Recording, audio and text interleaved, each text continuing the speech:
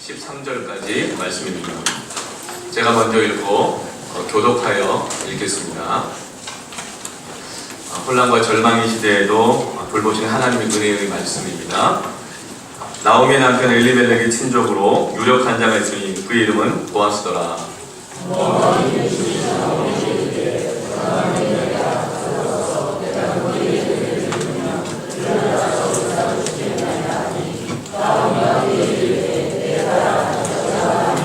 룻이 가서 베는 자를 따라 밭에서 이삭을 줍는데 우연히 엘리멜렉의 친족 보아스에게 속한 밭에 이르렀더라.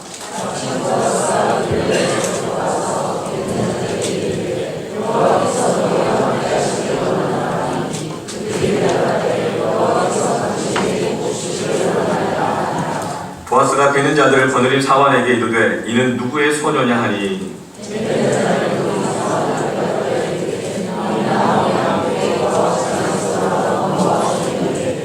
그의 말이 나로 베는 자를 따라 단 사이에서 이삭을 죽게 하소서 하였고 아침부터 와서는 잠시 집에서 쉰 외에 지금까지 계속하는 중이니이다.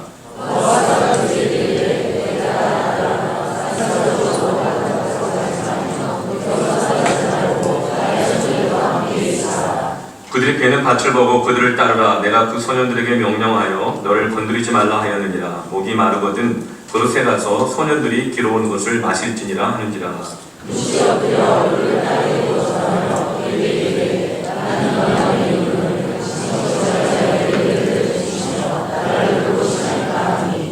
보아스가 그에게 대답하여되 내 남편이 죽은 후로 내가 시어머니에게 행한 모든 것과 내 부모와 고국을 떠나 전에 알지 못하던 백성에게로 온 일이 내게 분명히 알려졌느니라.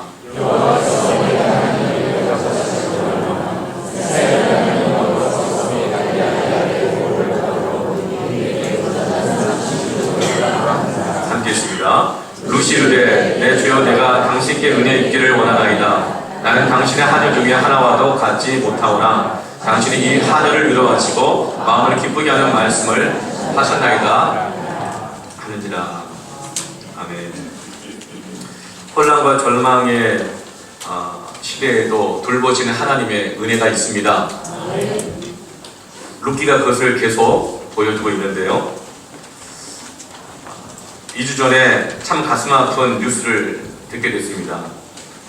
서울 강서구의 한 지역에서 한 학교가 폐교가 되면서 그 학교에 그 지역에 가장 필요했던 장애인 학교를 세울 수 있는 기회가 생겼습니다. 그런데 그 지역 주민들이 반대하고 들고 일어났습니다. 혐오 시설이 들어오면 집값이 떨어진다. 오히려 장애인 학교 대신에 이 지역의 특성을 살려서 한방병원을 그 폐교에다가 세워서 지역을 발전시켜야 한다. 우리가 꼭 돈 때문에 이러는 건 아니다. 그러나 진짜 효율적인 것, 이 지역의 발전을 위한 것은 이것이다 하면서 지역 주민들이 일어나서 반대를 하면서 큰 부딪힘이 있었어요. 그래서 이 공청회도 하고 주민 대토론회도 하고 교육감이 가고 국회의원이 찾아가고 이렇게 했지만 점차는 그 갈등이 풀어지지가 않는 것이죠. 제 가슴을 정말 아프게 했던 것은 장애 자녀를 둔 엄마들이 그 건강한 자녀를 둔 이 학부모들 앞에서 무릎을 꿇더라고요. 무릎을 꿇고 이렇게 울면서 얘기하더라고요. 여러분들도 자식들이 있지 않냐고. 다른 것은 다 포기해도 학교만은 포기할 수 없어요. 학교만은 포기할 수 없어요. 울면서 무릎 꿇고 애원하는 그 엄마들의 모습을 보는데 정말 가슴이 아프더라고요. 그러면서 22년 전에 똑같은 일이 있었던 것이 기억이 나요. 1995년도에 서울 일원동에 한 교회가 개척이 됐습니다. 한 아파트에서, 작은 아파트에서 홍정길 목사님과 10명의 성도가 모여서 예배를 드림으로 교회가 개척됐어요. 저희 교회도 안산 호수마을 800, 이제 동도 잊어버렸네. 하여튼 804호에서 모임 한 10명 정도가 테이블 모아놓고 거기서 예배드리고 기도하고 같이 밥 나눠 먹고 이러면서 개척이 시작됐거든요. 3년 반 전에. 그것처럼 한 10명 정도가 모여서 남서울교회가 그 개척이 됐어요. 하나님이 얼마나 그 교회에 은혜를 부어주셨는지 수년 만에 굉장히 많이 부흥을 하게 되었습니다. 그러면서 계속 이 상가를 옮겨 다니면서 교회를 하다가 하나님 정말 은혜를 부어주셔서 건축을 하게 되어졌어요. 여러분, 교회가 그렇게 이 성도가 늘어나지만 건축을 하게 되어지면 재정적 부담이 얼마나 많겠어요. 그 교회 안에 이런 필요 저런 필요가 얼마나 많이 있겠어요. 주차장도 넓어져야 되죠. 아이들 예배실도 커져야 되죠. 밥 먹는 인원도 늘어나죠. 전기세도 많이 나가고 얼마나 많이 그 필요가 있겠어요. 이것도 해야 되고 저것도 해야 되고. 그런데 그 일원동에서 한 사립중학교가 운영이 안 돼서 부도가 난 거예요. 이걸 어떻게 할 건가 하다가 이 남서울 교회의 부흥의 소식을 듣고 건축까지 하고 이러니까 돈이 많겠다 싶어서 그랬는지 이 학교에 도움을 요청했어요. 이 교회가 이 학교, 부도난 학교를 인수해서 운영해야 된다. 그러면서 교회가 이 안을 받아들였습니다. 고민했습니다. 그래서 이 학교를 어떻게 할 것인가. 교회가 참 많은 필요가 있었지만 이 학교를 인수하기로 결정을 했어요. 그리고 이 일원동 지역에 정말 필요한 학교가 뭐냐. 정상적인 학교, 좋은 학교들 많이 있다. 그런데 이 일원동 그 지역에 장애인들이 많이 살고 있어요. 장애아를 둔 자녀들을 둔 가족이 많이 있었어요. 이 지역에 정말 필요한 학교는 장애인들을 위한 특수학교가 필요합니다. 그래서 인수한 사립학교를 장애인 학교로 세우기로 교회에서 결정을 했어요. 여러분, 장애인 학교를 운영하는 것은요, 일반 학교를 운영하는 것보다 훨씬 더 많은 재정의 부담이 됩니다. 근데 그 교회가 얼마나 믿음이 좋은 교회예요? 그 교회가 그걸 결정했다는 거예요. 저는 우리 교회가 이런 믿음이 있기를 바랍니다. 너무 감동됐어요. 그래서 그 감동적인 소식을 그 동네 주민들이 다 환영할 거라고 생각했고 그 교회를 칭찬할 거라고 생각을 했어요. 그런데 지역 주민들이 들고 일어난 거예요. 집값 떨어진다. 혐오시설 들어오면 이 지역 사회 발전에 저해가 된다. 꼭 여기에 해야 되느냐. 그러면서 토론회가 일어나고 많이 어려웠어요. 그러면서 이제 홍정기 목사님이 앞으로 나서셔서 우리 교회가 돈이 많아서 이러는 거 아니다. 그러나 이 지역 사회에 정말 이렇게 이 장애인들이 이렇게 많은데 이들이 배울 기회 권리가 있지 않느냐. 그걸 교회가 하려고 하는데 왜 그걸 반대하느냐고 그게 설득을 하고 있는 가운데 있었는데 진짜 가슴 아픈 일이 일어났어요. 그 중에 아주 급성인 한 여자 부녀회장인지 50대 중반의 한 여성이 앞으로 튀어나오더니 마이크를 딱 뺏어 들고 막 얘기하는 거예요. 당신들 교회들 말이야, 여기랑 짜고 치고 고스톱 치는 거 아니냐고, 그래서 다 뭐 특혜 받고 뭐 뒤로 뭐 있으니까 이렇게 하려고 하는 거 아니야 이러면서 죽어도 여긴 장애인 학교를 못 들어온다. 죽어도 못 들어온다고. 그러면서 목사가 지역의 발전을 가로막으면 되느냐고. 재산에 손실이 오면 교회가 책임질 거냐고 막 이렇게 따지는 거예요. 그래서 홍경희 목사님이 이분이 어머니 그런 일이 아니고요. 그게 아니고요. 다시 한번 들어보세요. 이렇게 얘기하는데 그냥 얼마나 화가 났던지 그 홍경희 목사님의 팔뚝을 못 뜯어버린 거예요. 수만 삼 난리가 났어요. 그걸 보면서 제 마음이 아팠던 것은 팔이 깨물리고 곤욕을 치는 목사님 보면서 마음이 아픈 것보다 예수님은 십자가에도 달리시는데 뭐 그렇게 뭐 이렇게 물릴 수도 있죠. 뭐 정말 조롱당할 수도 있고 뭐 그럴 수도 있어요. 그런데 그것보다 진짜 더 가슴 아팠던 것은 그 팔을 물어뜯은 그 여자분이 그 지역 교회의 권사님이셨어요. 게다가 그 지역 여전도의 회장이셨어요. 그 사실이 가슴이 아팠다고.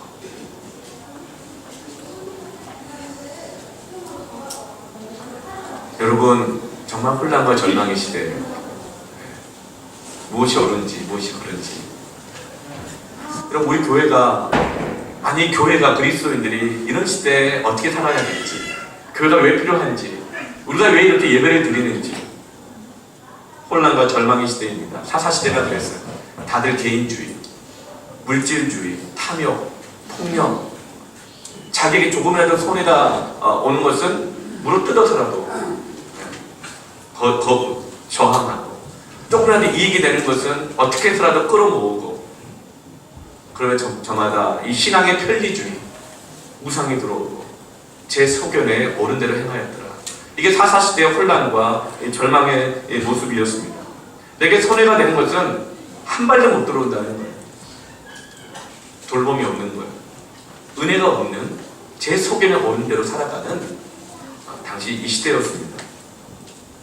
그럼에도 불구하고 하나님께서 이 룻기 말씀을 통해서 이 사사시대 속에서도 하나님께서 나오미와 룻의 신앙을 통해서, 그리고 보아스의 신앙을 통해 한 가정을 통해서, 한 공동체를 통해서 하나님의 돌보심의 은혜를 주고 계시는 것을 보여주십니다.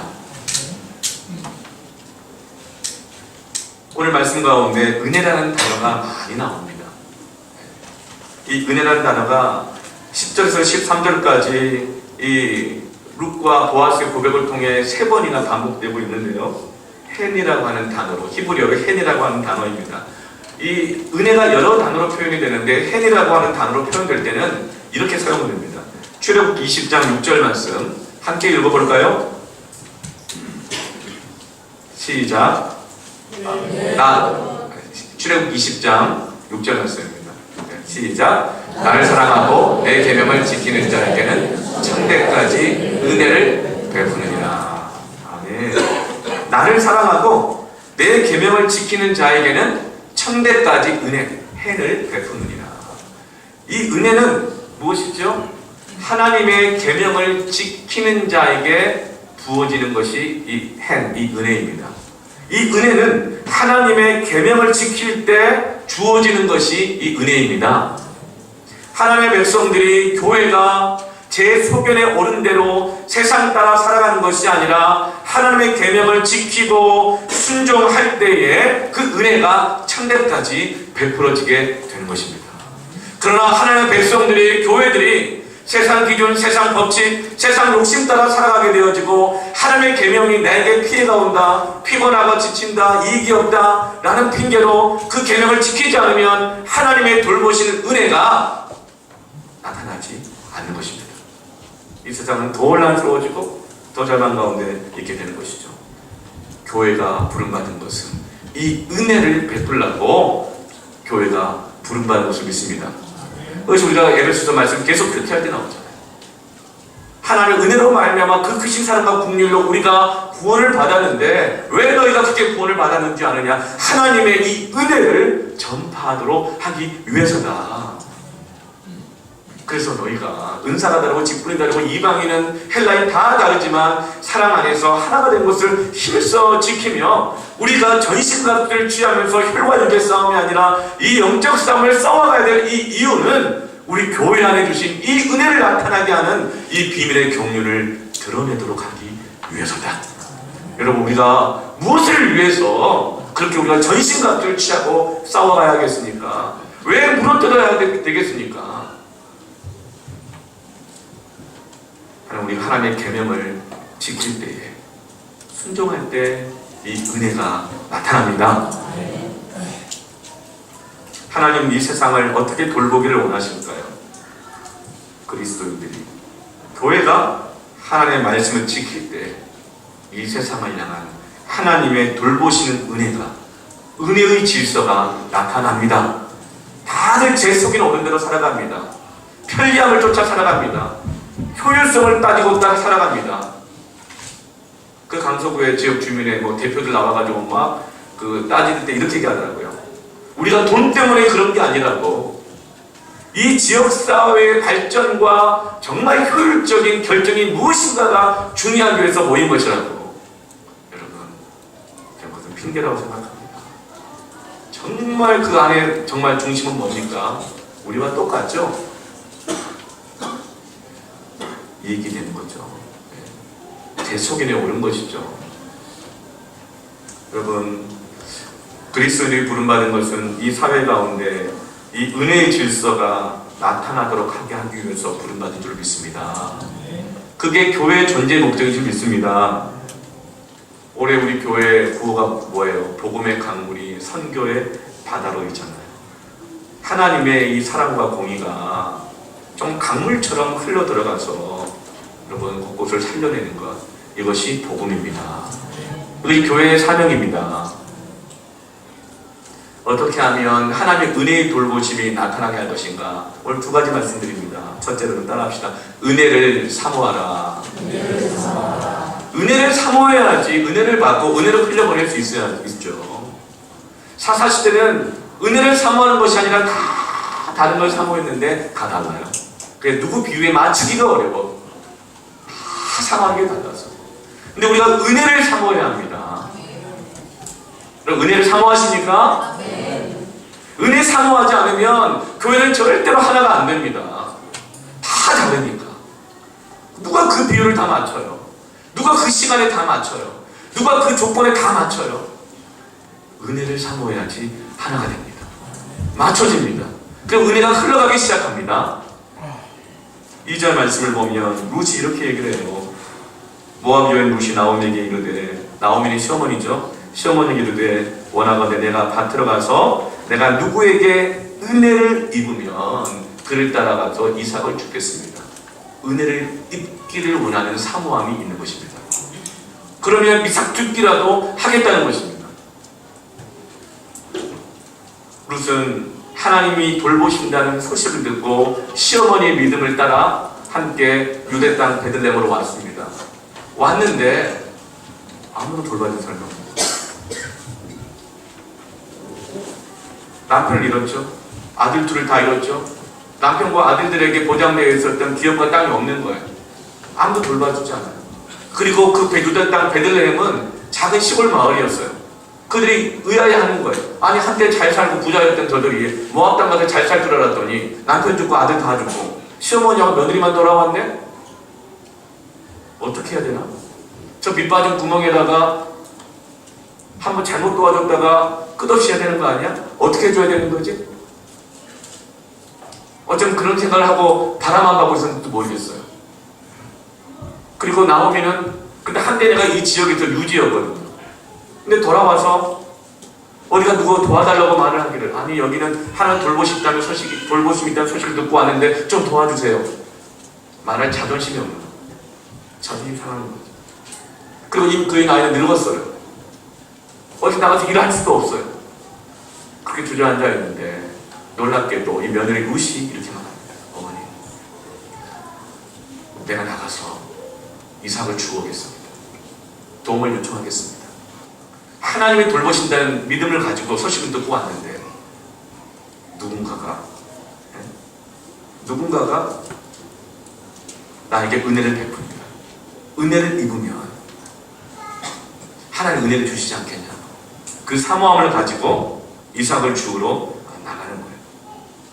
히브리서 11장 6절 말씀에 믿음이 없이는 하나님을 기쁘시게 하지 못하나니 하나님께 나아가는 자는 반드시 그가 계신 것과 또한 그가 자기를 찾는 자들에게 상 주시는 자이심을 믿어야 할지니라. 아멘. 하나님은 은혜를 주시기를 원하시는 하나님이십니다. 상 주기를 원하시는 하나님이십니다. 그런데 왜 그걸 사모하지 못해요? 자존심이거든. 체면이거든.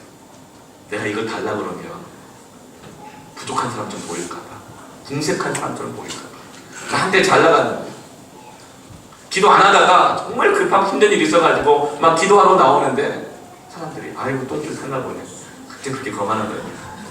인간이 어찌 급해야 기도하다니까? 그런 말 듣기 싫으니까. 여러분, 은혜를 사모하는 것은요, 하나님을 신뢰할 때 갖는 것입니다. 아멘. 여러분, 하나님을 신뢰하십시오. 아멘. 하나님은 은혜를 주시길 원하시는 하나님이십니다. 아멘. 이 믿음으로 룻은 일어나 가는 거예요. 이삭을 주우러 가는 거예요. 이삭을 죽겠습니다. 이 말은요, 결코 쉽게 할 수 있는 이야기가 아니에요. 룻은 어떤 사람이었죠? 모압에서 있을 때는 모압은 에글론의 딸이었어요. 공주였어요. 그런데 갑자기 남편이 죽는 바람에 자기 언니는 오르바는 다시 궁정으로 돌아갔지만 자기는 그 궁정에 돌아가 봐야 음란한 신을 섬기고 탐욕 가운데 살아가는 그 삶이 너무나도 가까이 하고 싶지 않은 거예요. 비록 가난하지만 시어머니가 가지고 있는 그 하나님, 그 신앙, 그 삶이 너무 아름답고 고귀해 보여서 난 어머니가 믿는 하나님을, 나의 하나님을 믿겠다고, 난 아무리 좋아도 저런 삶은 싫다고 따라 나섰어요. 하나님 은혜를 주신다는 말을 듣고 따라 나섰어요. 그걸 돌아왔어요. 그러나 아무도 도와주지 않아요. 그러나 그는 공주였어요. 하지만 그가 이삭을 주러 가겠다. 남의 밭에. 그 말은 어떤 말과 같냐면 어머니 허락해 주신다면 사회복지관에 가서 생활보조금 신청 서류를 제출하고 오겠습니다. 이 말을 하러 가는 거예요. 그리고 오는 길에 푸드뱅크에 들러서 남은 음식 모아놓은 곳 거기 가서 먹을 것을 구해 오겠습니다. 이 말을 하는 거예요. 어떤 사람이 자존심에 머물러 있지 않고 하나님의 은혜의 손길 안에 들어갈 수 있습니까? 하나님이 은혜 주실 것을 사모하고 믿는 사람입니다. 은혜를 사모하지 않으면 다 자존심에 매여 있어요. 하나님 주실 은혜를 사모하지 않으면 전부 다 환경 상황에 매여 있어요. 하나님 주실 은혜를 사모하지 않으면 기도 안 해요. 아니 못해요. 은혜를 사모하십시다. 우리 교회 처음에 개척될 때 필요한 것이 얼마나 많겠어요. 그래서 그때는요 누가 뭐 도와준다 뭐 준다 그러더죠. 네. 성함이 어떻게 되시는데요? 어떻게 도와주실 건데요? 계좌번호 불러드릴까요? 얘기하고 네. 그럼 어디서 만나자고 그러는 거예요. 제가 시간을 맞추겠습니다. 어딘지 아세요? 제가 다 찾아갈 수 있습니다. 부르시죠. 막 적고 막 다. 근데 첫 번째 하나님의 도우심은 어떻게 나타났냐면 그때 밥을 해 먹을 때였는데 마음이 이제 막 이런 마음이 들면 하나님 우리 교회 막 붕을 엄청 주실 거다. 집에서 예배를 드릴 때 붕을 주실 거다 이런 마음이 드는데 그런데 그러면 그 많은 숫자를 다 먹일 밥그릇 뭐 이렇게 젓가락 숟가락 냄비 이런 거 야 막 필요하지 않을까 이런 생각을 하고 있었어요. 근데 전화가 온 거예요. 목사님이시죠. 목사님 개척하신다면서요? 네. 그럼 필요한 게 많으시죠? 그럼요. 한두 가지가 아니죠. 제가 그런 얘기 별로 해본 적이 저 어디가 뭐 아쉬운 얘기 하는 거 정말 이렇게 해본 적도 없지만 안 했었어요. 그런데 막 그렇게 막 나와요. 그런 필요한 게 많죠. 네. 뭐든 다 있으면 다 좋습니다. 네. 그렇게 얘기를 해서 그랬더니 원곡동에서 큰 횟집을 한다는 거예요. 그 교회 성도, 우리 교회 성도가 다른 교회 성도인데 목사님 개척한다는 얘기를 들었고 그런데 마침 우리 그 큰 횟집이 장사가 잘 안 돼가지고 규모를 절반을 줄게 했다는 거예요. 그 절반만큼의 냄비, 숟가락, 젓가락, 접시, 컵, 밥그릇, 대접 뭐 다 남는다는 거예요. 그리고 뭐 그 뭐죠 가스 버너 다 남는다는 거예요. 심지어 뭐 테이블까지 있대요. 그거 가져가시겠냐고. 제가 가야 할까요, 말할까요? 쓰다 남은 거. 어떤 분이 말렸어요. 목사님, 그 쓰다 남은 거 지저분한 거 왜 가져가냐고. 새 걸로 하자고 얘기하시더라고요. 속으로 모르는 얘기 하고 있네. 이러고 있는데 제가 산타를 끌고 옹크까지 갔어요. 야, 여기 또 높이 있어요. 또 4층에 있는데 얼마나 또 큰지. 올라갔는데 창고를 열어주는데 세상에 저 같은 그런 거 안 주겠어. 뭐 이런 알루미늄 큰 들통 같은 거 있잖아요. 이거 오래 쓰면 안 좋다면서요. 저 몰랐어요. 네. 근데 그런 거에다가 뭐 접시 냄비, 전골 냄비 뭐 그런데 이거 가져가는 거예요. 가져갈 수 있는 만큼 가져가는 거예요. 어떻게 있을까요? 산타모의 의자를 다 눕히고 그냥 차곡차곡 내고 쌓는 것처럼 접시부터 숟가락, 심지어 도마, 칼, 국자, 냄비, 전골 냄비, 예? 뭐 이런 거 다 그냥 해서 꽉 채워가지고 집으로 왔죠. 8층까지 엘리베이터로 몇 번을 올라갔다 내려갔다 하면서 내가 베란다에 꽉 쟁여놨어요. 그걸 보고 탐함을 하더라고요. 어떤 분은. 목사님 진짜 없어 보인다고. 저도 그런 거 처음 해봤어요. 그 하루에 수덕을 봤거든요. 여러분, 하나님 주시는 것은요 자존심 상해하지 말고 작은 거라도 받으십시오. 룻은 지금 이삭 죽게 하러 가는 겁니다. 생활 보조금 타러 가는 거예요. 전기죽도 아니에요. 일용직으로 길거리에 보도블록 깨고 잡초법으로 가는 거예요. 하나님 은혜 주실 것을 믿기 때문입니다. 그걸 받았어요. 결국은 그 잘 못 썼어요. 결국은 나중에 다 고물상으로 다시 그냥 갖다 드렸지만 그러나 여러분 그 이후로 소문이 나기 시작했어요. 되게 어려운가 보다. 목사가 차를 끌고 여기저기 밥그릇, 국자까지 다 들고 가다가 소문이 났어요. 세상에 국자를 들고 갔대요. 제가 저는 기억 안 나는데 국자까지 갖고 갔다 이 소문이 났대요. 그 다음부터 연락이 어떤 분은 5만 원, 어떤 분은 10만 원, 어떤 분은 1,000만 원, 어떤 분은 3,000만 원, 어떤 분은 1억, 어떤 분은 1억 3천, 어떤 분은 적금을 다 깨고, 어떤 분은 보험 만기를 깨고, 이 가운데 있어요. 여러분이 앉아있는 이 의자 전체, 이 전등, 모두 하나님이 채워주십니다. 중요한 것은 하나님이 돌보신다. 하나님이 채워주십니다. 하나님의 은혜를 사모하는 마음을 가지십시오. 그럼 우리가 교만합니다. 자존심 내어 있으면 하나님 주신 은혜를 받지 못해요. 여러분, 내가 가지고 있는 건 별거 아니라고 생각하지 마세요. 오병이어를 통하여서도 하나님께서는 5,000명을 넘게 먹이시는 돌보심의 은혜를 주셨습니다. 하나님 은혜를 겸손하게 사모하십시오. 은혜를 사모해야 교회가 섬깁니다. 은혜를 사모해야 겸손해집니다. 은혜를 사모해야 하나가 되어집니다.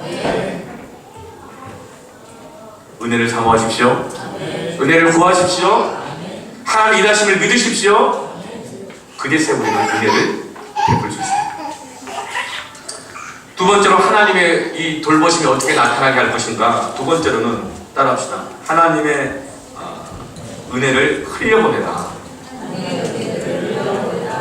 은혜를 받으면 흘려보내야 됩니다. 오늘 말씀을 보면 이 3절에 보면 하나님의 이 돌보심이 마치 우연인 것 같아요. 3절에 룻이 가서 베는 자를 따라 밭에서 이삭을 줍는데 우연히 엘리멜렉의 친족 보아스에게 속한 밭에 이르렀더라. 4절에 마침 보아스가, 그러니까 우연히 갔는데 보아스의 밭이었고 또 마침 그때 보아스가 왔다는 거예요. 이것은 일반 사람들이 바라볼 때 보는 관점을 얘기하고 있는 거예요. 우연인 것 같아요. 그러나 하나님의 은혜는요, 우연이 없습니다. 섭리인 줄로 믿습니다. 로마서 8장 28절에 우리가 알거니와 하나님을 사랑하는 자, 곧 그의 뜻대로 부르심을 입은 자들에게는 모든 것이 합력하여 선을 이루느니라. 우연이 아니라는 거예요.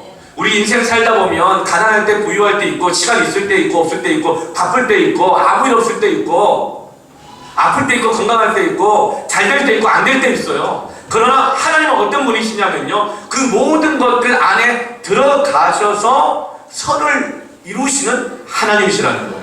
그게 바로 모든 것이 합력하여 선을 이룬다는 뜻인 것입니다.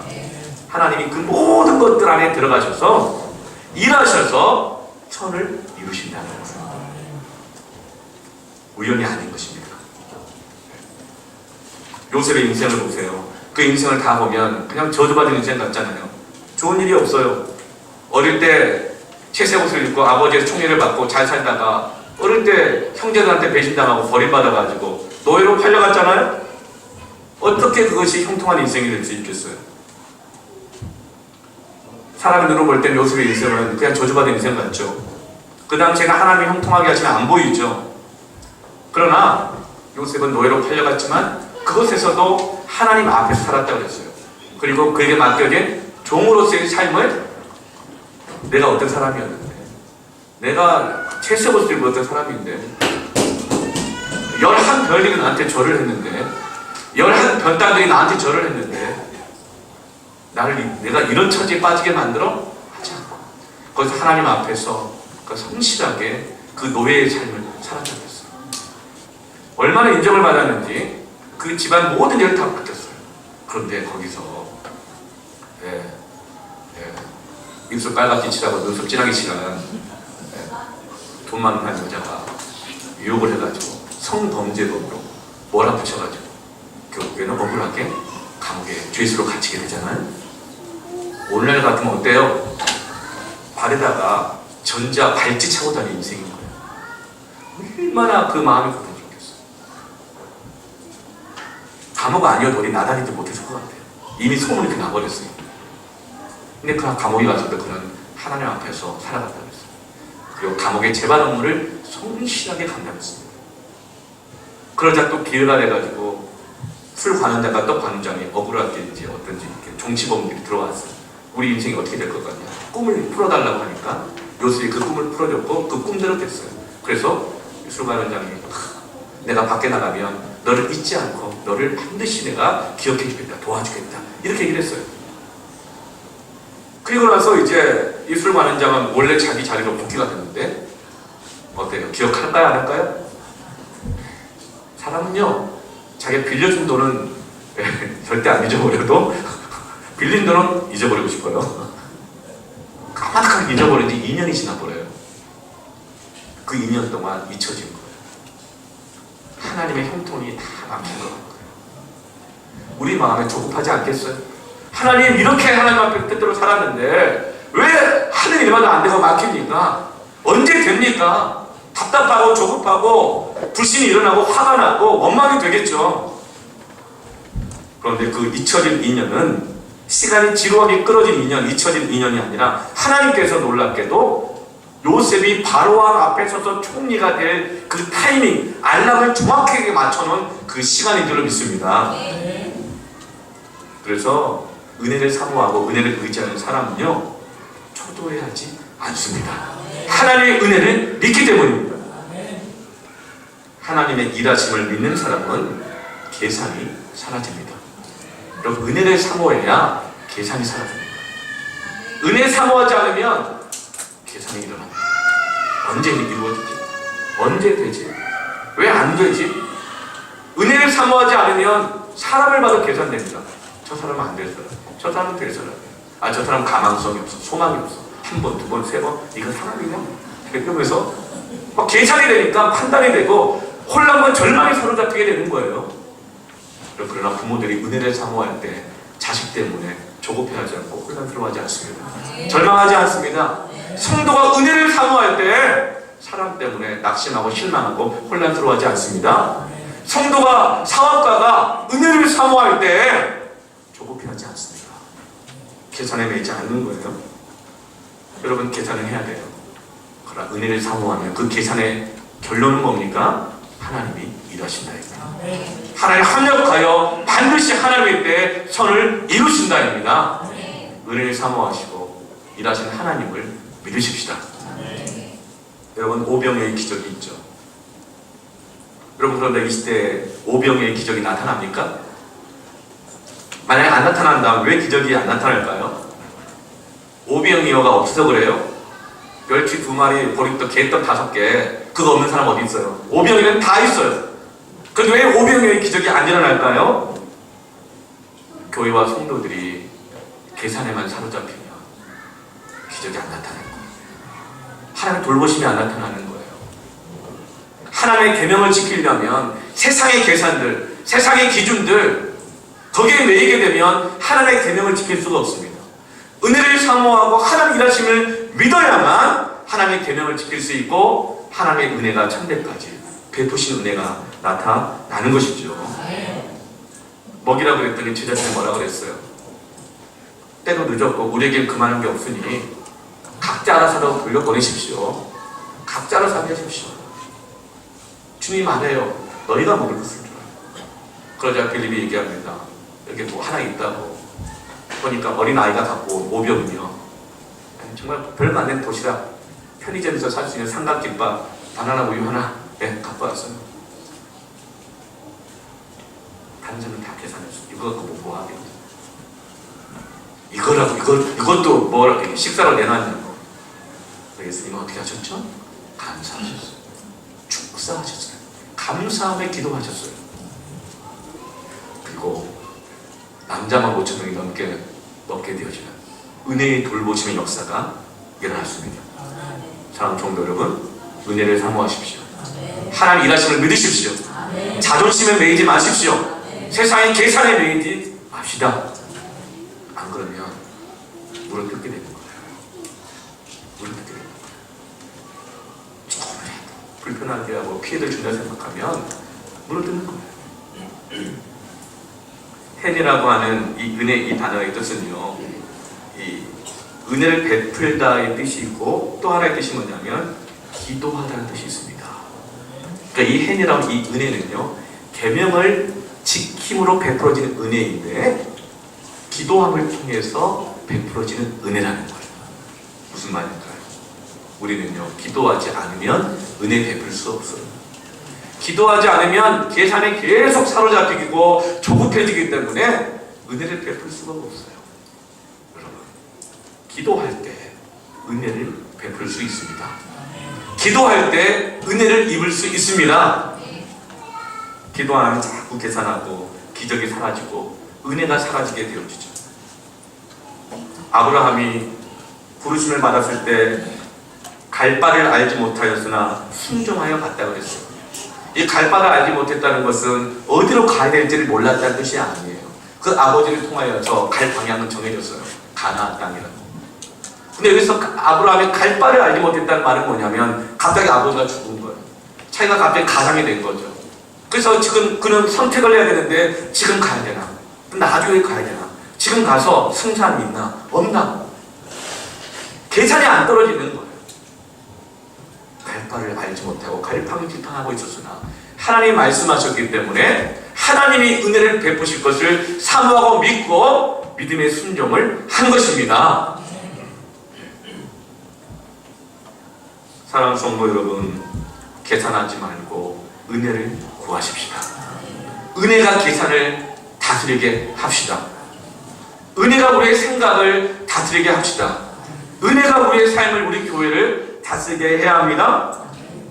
계산이 너무 밝은 사람들은 자동으로 계산되는 분들이 있어요. 네. 아우, 나도 계산하고 싶지 않은데 막 본능적으로 된다는 거예요. 네. 제가 좀 그랬어요. 심지어는 밥을 먹잖아요. 나도 모르게 깍두기 숫자를 세고 있는 거예요. 그래서 몇 명인가? 그럼 딱 계산이 딱 떨어지는 거예요. 한 사람당 3개씩 먹어야 된다. 그런데 한꺼번에 2개씩 집어먹는 사람 용납이 안 되는 거예요. 여러분 그런 경험 없어요? 중국집 갔어요. 짜장 시키고 뭐 시켰는데 탕수육 한 입 딱 시켰어요. 딱 보니까 저거 무게 600g이야. 6명이 먹으면 100g씩 먹어야 돼. 150g 먹어? 이기적인가? 자꾸 계산이 되는 거예요. 그때 여러분 씻기도 해야 합니다. 은혜가 나의 생각을 다스려야 돼요. 교회에서도 그래요. 초등학교 안에 부흥이 일어났어요. 그런데 누구 챙겨주느냐? 누군 챙겨주고 누군 안 챙겨주느냐? 계산하고 따지다 보니까 다툼이 일어납니다. 그래서 베드로가 그러잖아요. 우리가 기도와 말씀에만 전념하도록 집사를 세워야 된다. 시비가 없도록. 그런데 그 집사를 세우는데 뭐 하는 줄 아세요? 금식하며 기도하게 해요. 온 교회에서 기도가. 여러분, 내년 봄에 우리 임시시청을 할 거예요. 안수 집사 권사적 겁니다. 금식하며 기도해야 합니다. 은혜가 다스리도록. 임직할 때 세상적인 생각, 기준, 자존심, 체면, 교만, 사람의 생각이 다스리기 시작하면요, 교회가 쓰는 게 아니라 두 쪽, 세 쪽 날 동안 안 무너집니다. 기도해야 계산하지 않고, 판단하지 않고, 겸손하게 자존심 내려놓고 하나님의 은혜의 도구가 될 수 있습니다. 여러분, 계산하지 말고 기도합시다. 은혜를 구합시다. 우리의 모든 계산들을 십자가에 못 박읍시다. 나오미 룻이 여호와의 돌보심을 듣고 베들레헴으로 돌아갔어요. 근데 거기에는 은혜의 돌보심이 어떻게 있었죠? 보아스가 그의 종들과 함께 자기의 밭을 추수할 때 한 귀퉁이는 남겨놓고 추수하다 흘린 이삭은 죽지 말라고 했어요. 왜요? 과부와 고아와 개와 돌봄이 필요한 사람들이 와서 그를 주워갈 수 있도록 귀퉁이 남은 것을 추수해갈 수 있도록 탈곡을 해도요, 반 모양이 딱 정사각형이 아니거든요. 근데 어떤 사람은요, 구석구석까지 싹 그냥 추수해간 사람이 있어요. 그리고 흘린 것도 하나도 누가 주워가 없어요. 그래서 그냥 무슨 바겐세일 할 때 하나부터 그냥 더 집어가려고 그냥 백화점 앞에 그냥 구름대처럼 몰려있다가 예배를 그렇게 사모하시면 좋겠습니다. 문 열리자마자 우르르 막 들어가고 그냥 하나로 내가 더 손해볼까 막 집어가고 일단 챙겨놔. 막 어깨에 막 다 쌓아놨다 챙겨고 나중에 고르는 거예요. 그렇게 하지 말라는 거예요. 여러분 예배를 좀 그렇게 사모하십시오. 보아스가 그렇게 하지 말라 그래요. 구석구석 다 추수하지 말고 그 중에 다 남겨놔. 그리고 추수하다 흘린 거 다 남겨놔. 왜냐하면 그것은 바로 하나님의 말씀에 그렇게 얘기하는 거거든요. 여러분, 우리 레위기 19장 9절부터 10절 말씀, 19장 9절부터 10절만 같이 읽어볼까요? 시작. 너희가 너희의 땅에서 곡식을 거둘 때 너는 밭 모퉁이까지 다 거두지 말고 떨어진 이삭도 줍지 말며 내 포도원의 열매를 다 따지 말며 내 포도원에 떨어진 열매도 줍지 말고 가난한 사람과 어린이를 위하여 버려두라. 나는 너희를 여호와니라. 하나님이 계명을 주셨어요. 말씀을 주셨어요. 그런데 사사시대 다 안 지키는 거예요.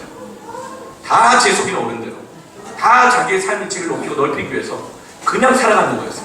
근데 그때 보아스가 그 작은 시골 마을 베들레헴에서 자기의 밭을 계명을 지키기 때문에 오는 거예요.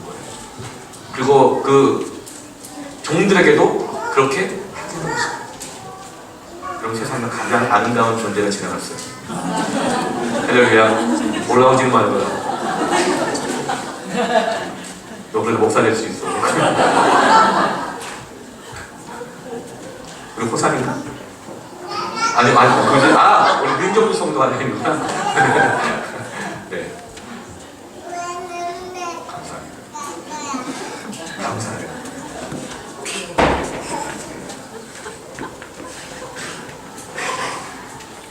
여러분, 말씀해 주셨어요. 그런데 사사시대는 아무도 안 지키는 거예요. 근데 그때 보아스가 그 계명을 지키는 거예요. 하나님의 계명을 지킬 때에 은혜의 질서가 생깁니다. 돌보심이 나타납니다. 여러분, 어느 사회나 가난한 사람이 있어요. 여러분, 가난해도 자존심 상해하지 마십시다. 아멘. 부유해도 교만할 필요도 없습니다. 돈 좀 있다고 우리가 어깨에 힘주고 거들먹거릴 필요도 없죠. 가난하다고 해서 그럴 필요도 없습니다. 게으른 것을 우리가 오히려 부끄러워야겠죠. 어느 사회나 환경과 형편에 따라서 다른 사람보다 기회를 덜 얻거나 기회를 잃어버리거나 어려움을 겪는 사람들이 반드시 있습니다. 돌봄이 필요한 사람들이 있는 것이죠. 우리 교인 중에도 그런 사람들이 있을 수 있습니다. 그렇다면 우리는 여러분 어떻게 될까요? 계명을 지켜야 합니다. 사사시대 사람들처럼 사는 것을 중단해야 합니다. 중단해야 합니다. 중단해야 합니다.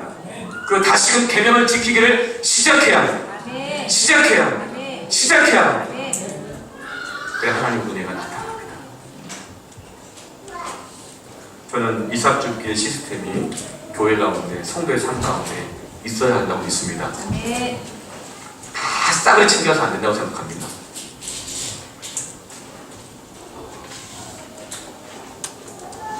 그래서 저희 교회가 지난번 운영회 때 참 귀한 의견들 내주시고 해서 정말 귀한 결정을 했어요.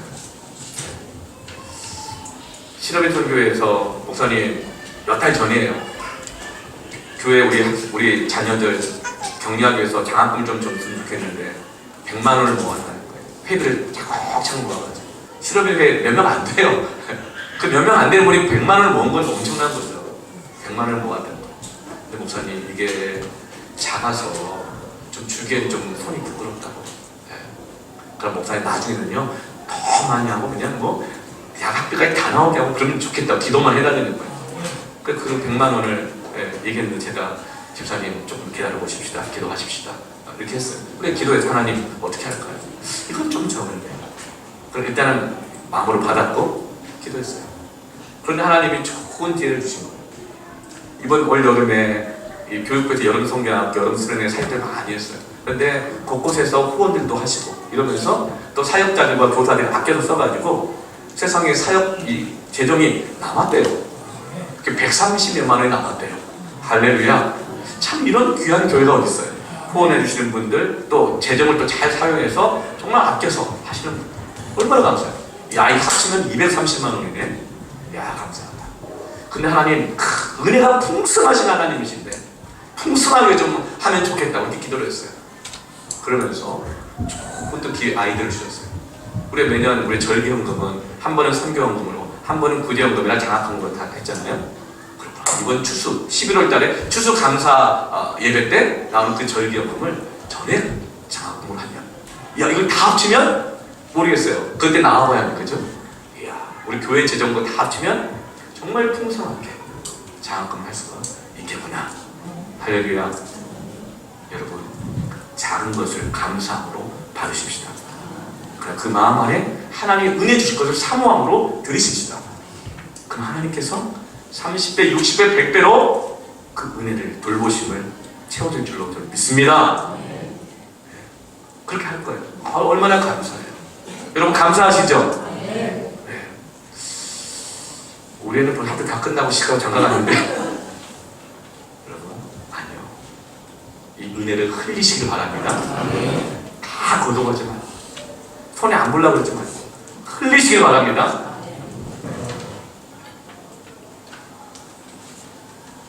제 마음에 또 부담이 있어요. 이번 주 수요일날 수영성 집회 때 우리 지난 5월에 메콩강 프로젝트 위해서 태국 단기 선교 답사를 다녀왔잖아요. 우리 선교부에서 저와 함께 세민 갔다 왔는데 그 메콩강 공동체 대표 선교사님께서 한국에 들어오신다는 소식을 듣고 이번 주 수영성 집회 때 말씀을 부탁했어요.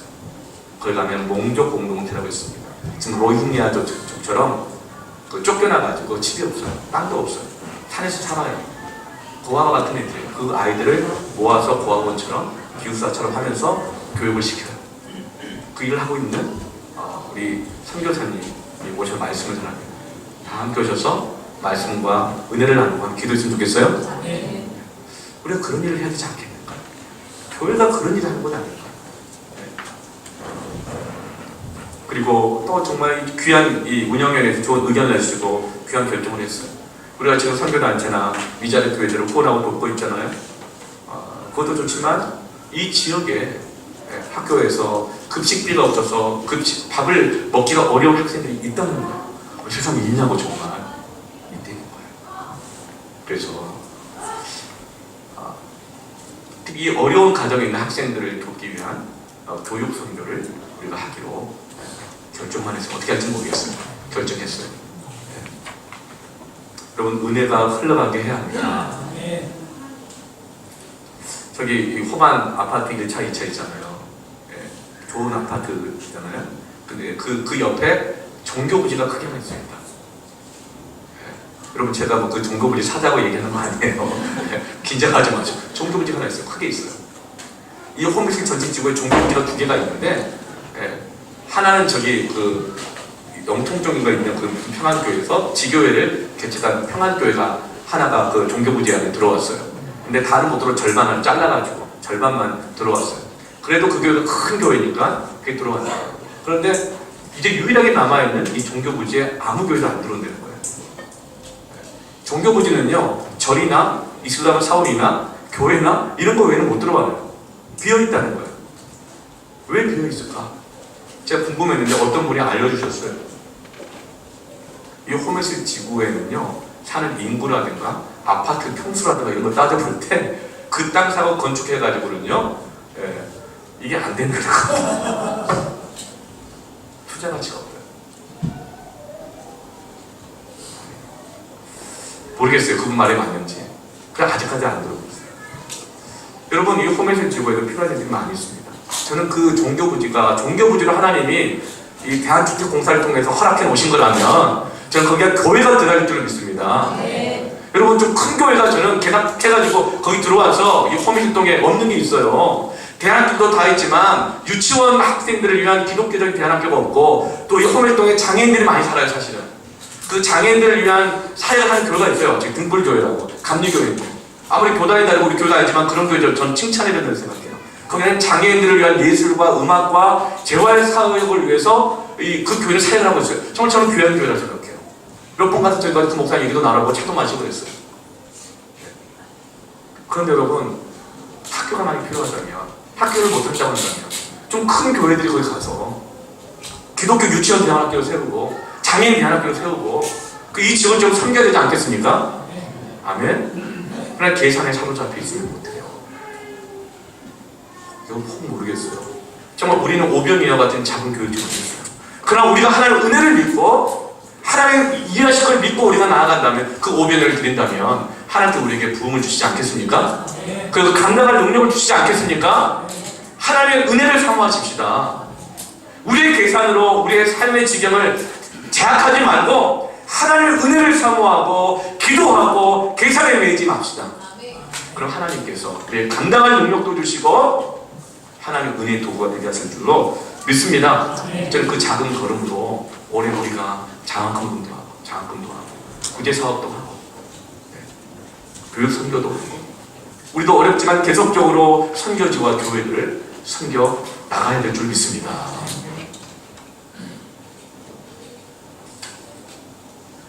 여러분, 은혜를 흘려보내야 합니다. 은혜를 흘려보내는 것을 친절이라고 말해요. 호의를 베푸는 것. 이 은혜는요, 흐르게 해야 돼요.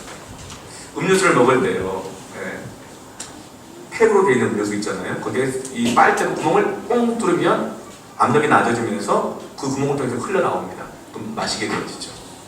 마찬가지. 은혜는요, 뚫어야 돼요. 흐르게 만들어야 돼요. 사람이요, 여러분, 너무 다 챙겨 먹으면요, 꾸역꾸역 먹잖아요. 그럼 체해요. 이번 추석에 조심하세요. 꾸역꾸역 먹으면 체해요. 체하면 어떻게 돼요? 손 따야 돼요. 뚫으면 나와요.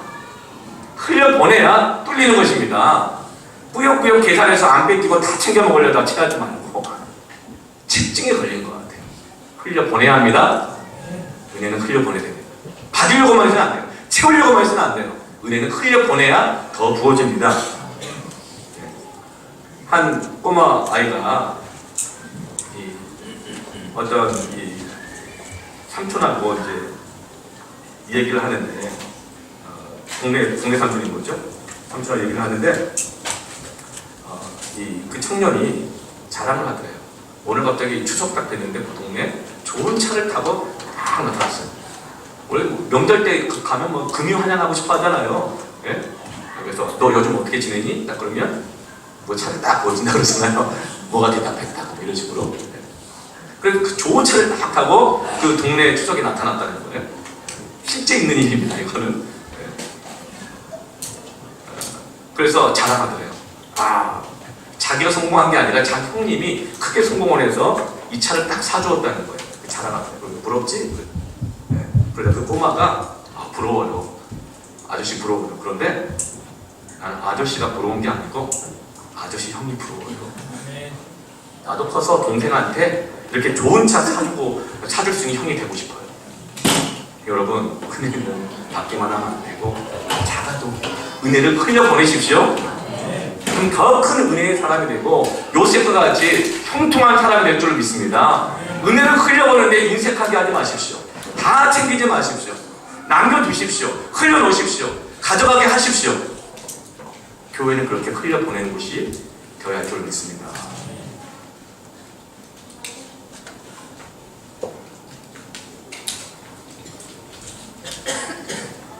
이 말씀에도 가져가지 말고 흘려두라 그랬잖아요. 그러면 저는 올해 우리 교회 주시는 이 구호 말씀이 우연이 아니라 생각이 들었어요. 복음의 강물이 선교의 바다. 여러분, 그 바닷물이 다 살아난다고 그랬잖아요.